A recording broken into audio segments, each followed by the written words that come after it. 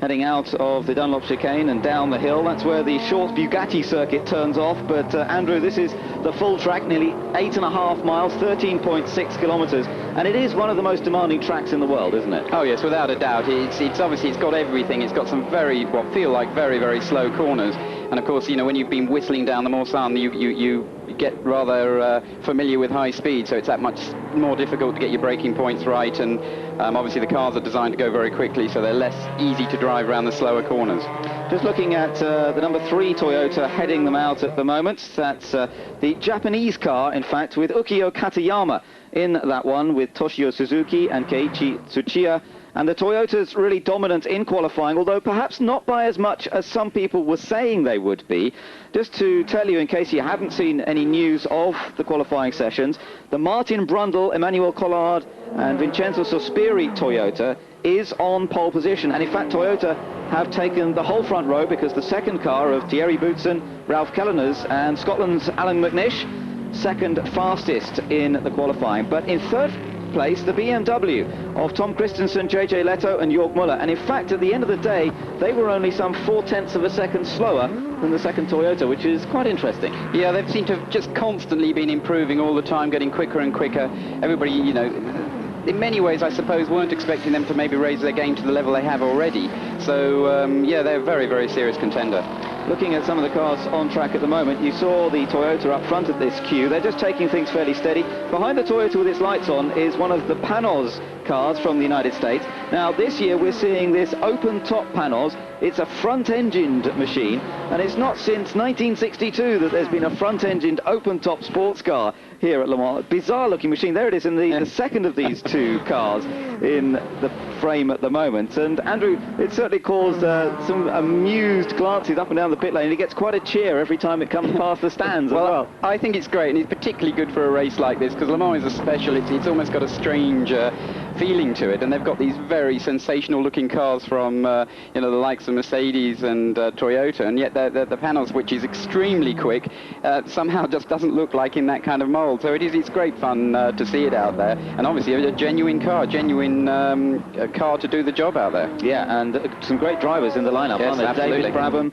Eric Bernard, and and we've got a car on its roof already. How on earth has this happened? Just trying to spot which car that is. That's the Schneider. It looks like the no, I'm sorry, it's not. It's the it's the Mark Webber car. Yes, again. This is amazing. This happened in the qualifying sessions. This car flipped over in qualifying when Mark Webber was at the wheel, and it looks as though exactly the same thing has happened again. How on earth this can happen, I do not know, but the Australian Mark Webber, the young man who has been part of the Mercedes team for, this is his second year now with Mercedes, and obviously we don't know exactly what's happened here. In qualifying, what happened was he got behind another car, got into some turbulent air. There's a little bit of contention as to exactly what happened, as to whether perhaps a part of the car came off, or whether it was purely the turbulence as he went over one of the crests. You can see that crest in the background there, where the first flag marshal is right at the back of your picture.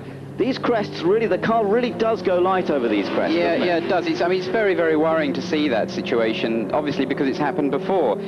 Hopefully they'll have, I say hopefully, obviously that's a situation where nobody's been hurt, but hopefully it's a situation which has involved another car, and that it's not actually some kind of car failure, because obviously it throws into doubt, or it certainly must be a worry for the other cars, the other Mercedes. Well, what an amazing picture to see in the warm-up. I mean, that's just unbelievable to see something like that in a morning warm-up session where everybody's just, there is Mark Webber. It's Mark again. Yes. He was the guy in the car when it flipped last time, and it's done it again. And it's just, I mean, he's been feeling stiff.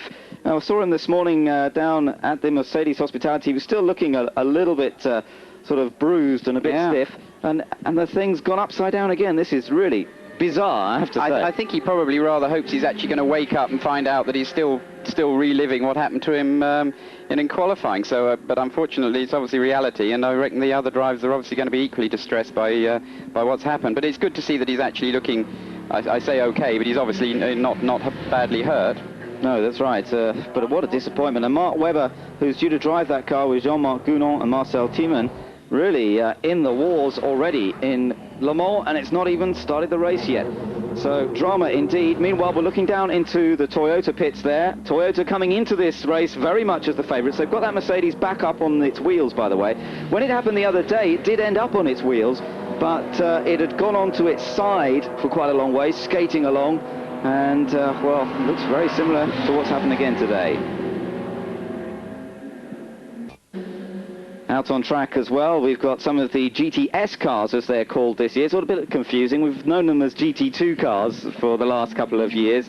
They're the next category down, if you like. This year it's been renamed the GTS category, and that's really the class where we're seeing the Chrysler Vipers up against a lot of the Porsches doing battle within that class. It was one of the Vipers, no surprise, that was fastest amongst the GTS cars. It was the Oreca run Viper of Olivier Beretta who was fastest, and Oreca won this race in the category last year with one of their other cars, with Justin Bell driving. Justin is back this year with the same team and qualified reasonably well on this occasion within the class as well, but it is Olivier Beretta. He starts in 28th position overall, but he will be the first of the GTS cars on the grid this afternoon. And joining Beretta will be Carl Wendlinger and Dominic Dupuy, so that's again a very strong driver lineup there, isn't it, Andrew, for the Chrysler Viper? Yeah, they're obviously looking very dominant, and obviously I saw Justin and he seemed very happy and very pleased with the way the whole thing was going. And yeah, it's always a bit confusing now with the category the changes of name, but I actually feel it will probably be more simple than probably some of the years before to follow. Yes, I think so. In the top category this year, we don't, the GT cars and the prototypes, which were separated in former years, they're now all one class, aren't they? They've got the same size fuel tank, whereas last year the GTs and the prototypes actually ran different size fuel tanks. This year they've put them together, and so all the closed top coupes in what was GT1 and the open top sports cars in that top